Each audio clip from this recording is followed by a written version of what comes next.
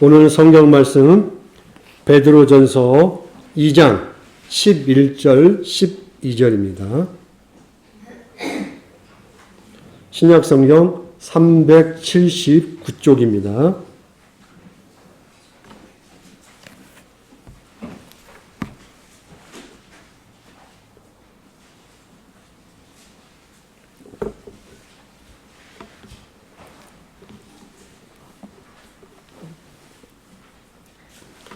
사랑하는 여러분은 이 세상에서 나그네와 같은 사람들입니다. 그러므로 육신이 원하는 악한 일들을 멀리 하시기를 바랍니다.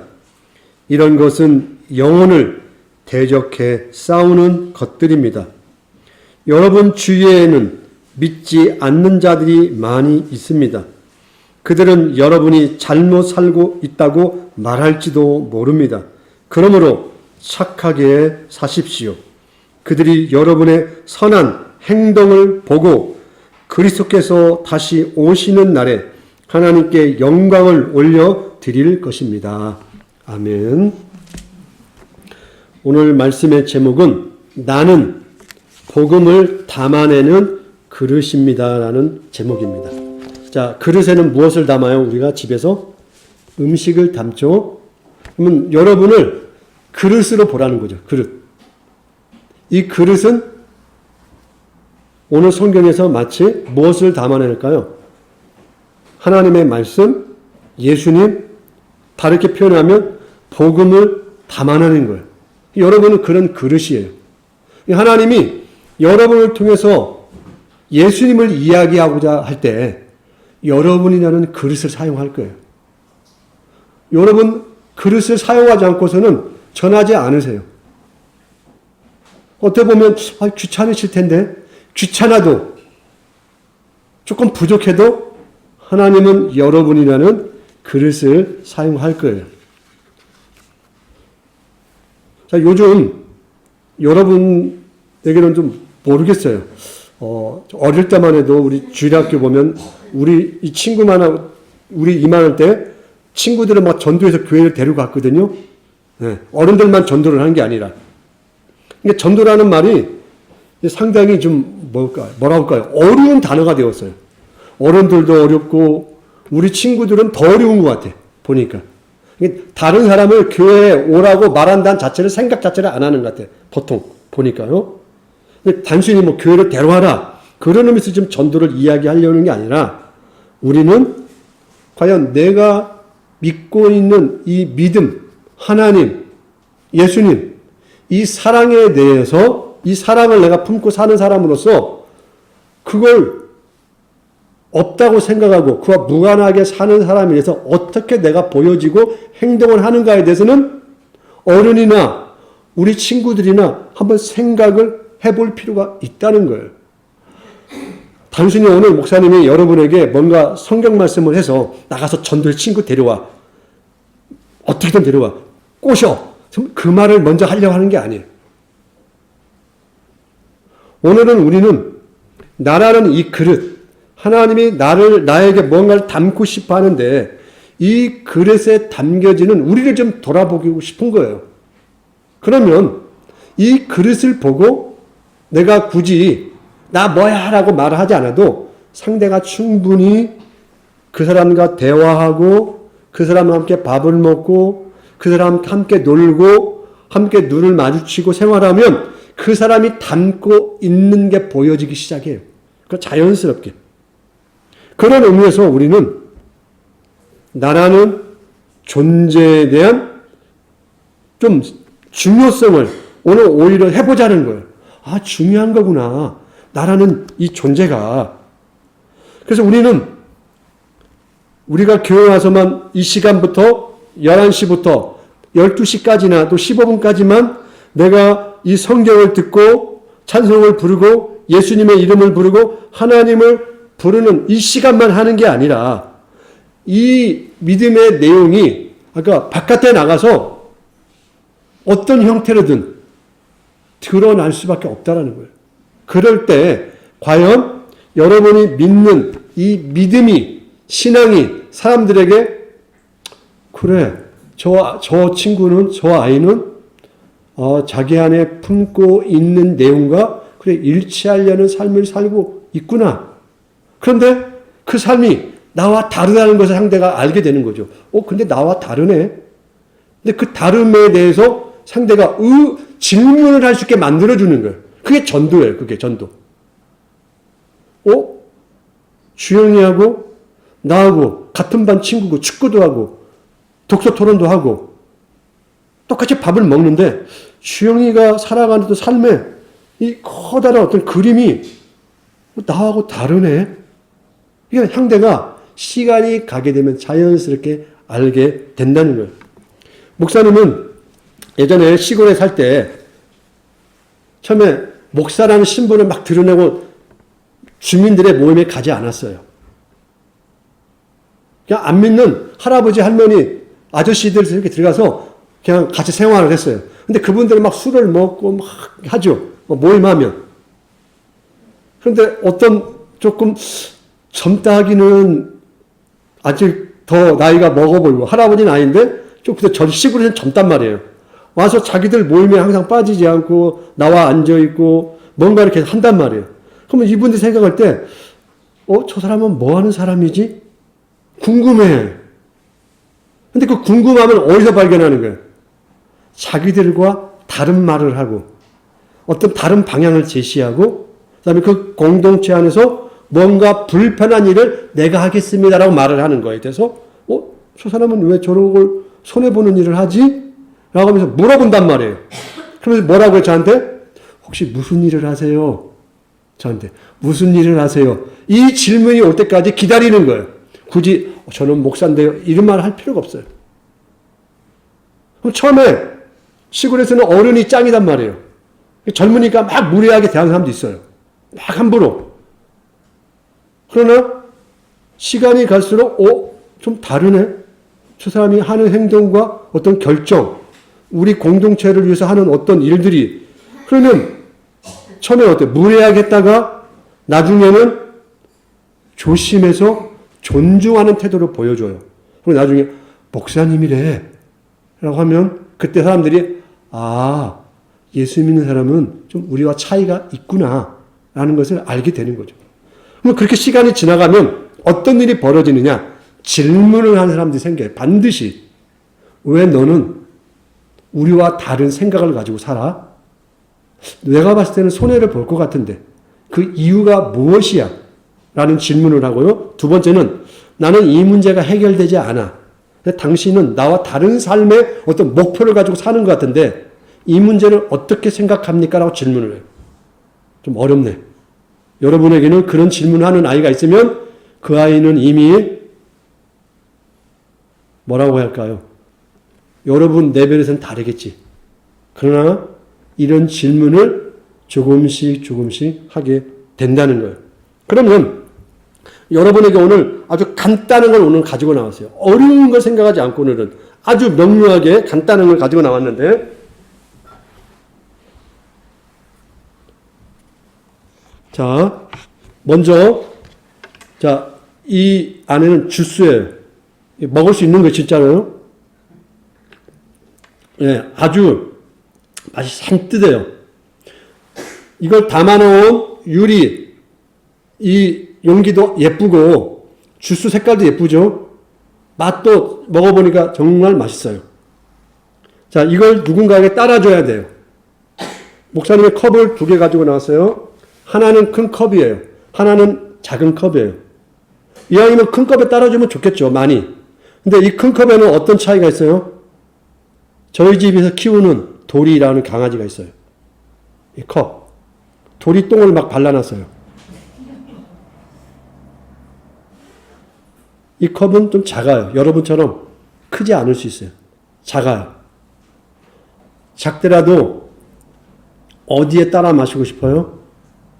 이 도리똥 발라놓은 컵에 따라 먹고 싶다. 진서가 좀 그런 도전 의식이 생기는 것 같은데 나는 진서는 도리를 봤거든요. 도리가 발라놓은 이 똥 유리잔에 냄새와 함께 아주 그 은미를 난 느끼면서 먹고 싶다.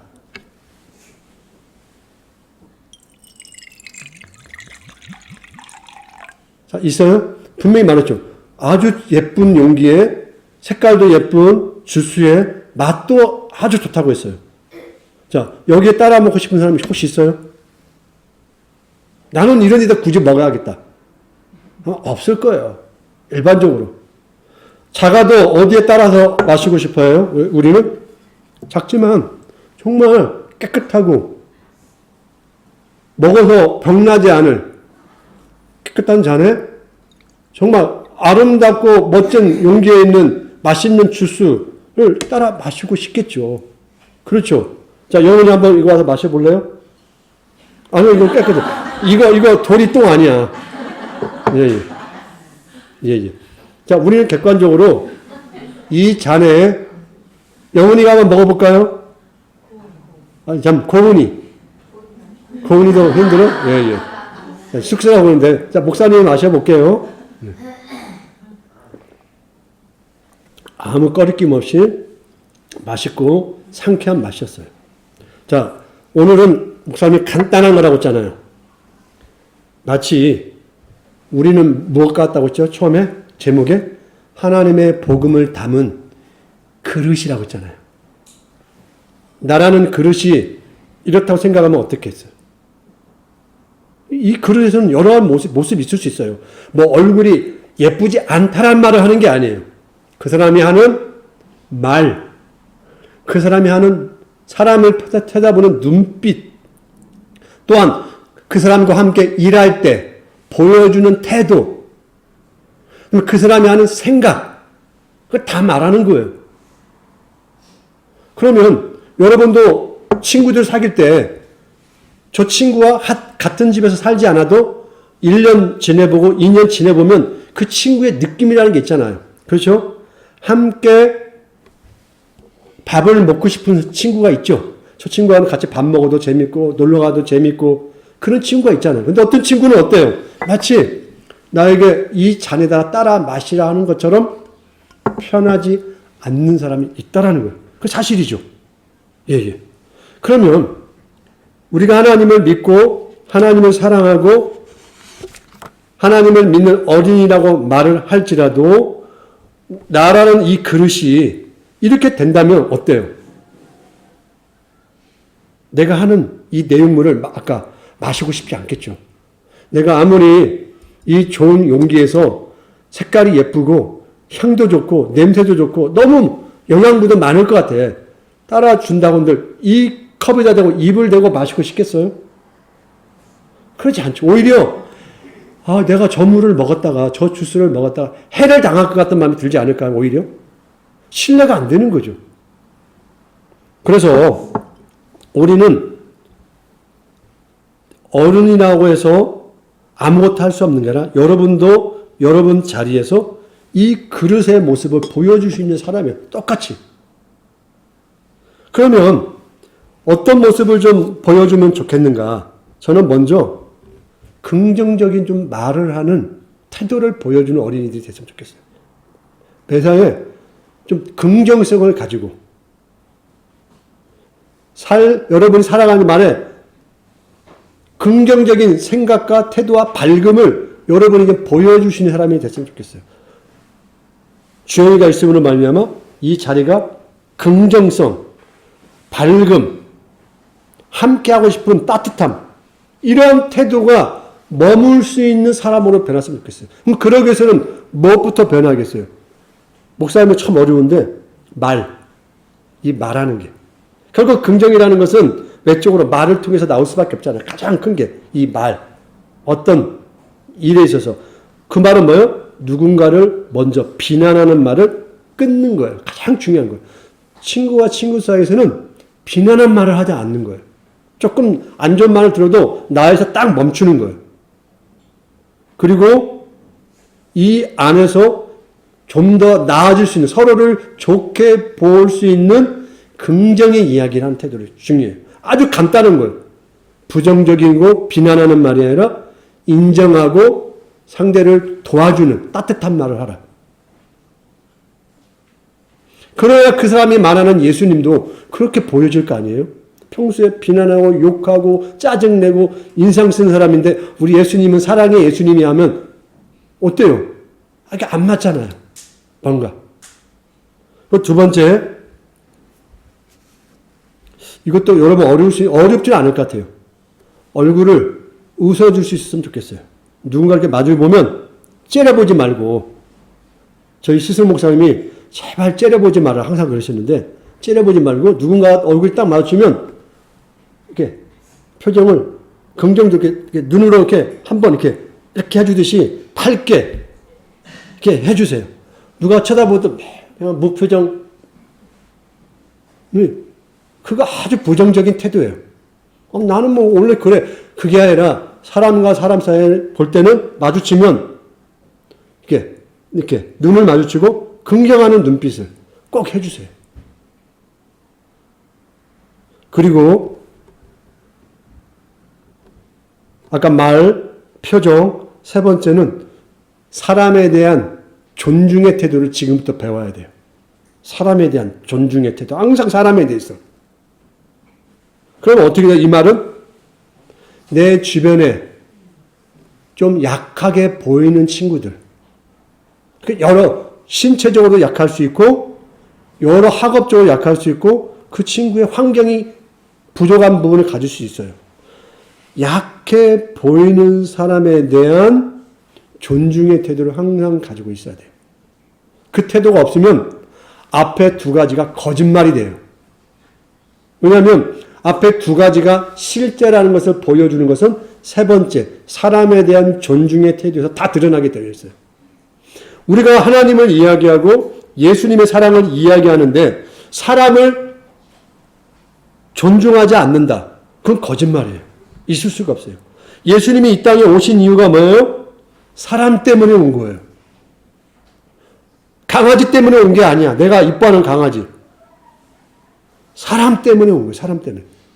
그 사람 때문에 왔기 때문에 예수님이 그 사람을 위해서 자신의 목숨을 내어줄 만큼 사람은 그렇게 귀중한 존재인 거죠.